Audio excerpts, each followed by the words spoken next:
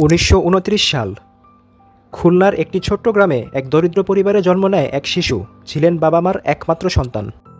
মাত্র 9 বছর বয়সেই যিনি পরিবারের হাল ধরার জন্য শুরু করেছিলেন বাদাম ব্যবসা। 1912 সালে মাত্র 16 টাকা নিয়ে কলকাতায় গিয়ে শুরু করেন কমলার ব্যবসা।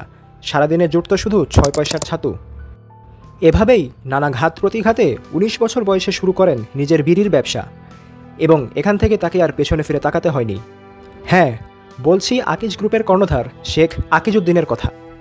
টোবাকো, টেক্সটাইল, পার্টিকেল, সিমেন্ট সহ 24টির অধিক ক্যাটাগরিতে আকিজ গ্রুপের কোম্পানি বর্তমানে চালু রয়েছে, যার কর্মী সংখ্যা প্রায় 60,000-এরও অধিক।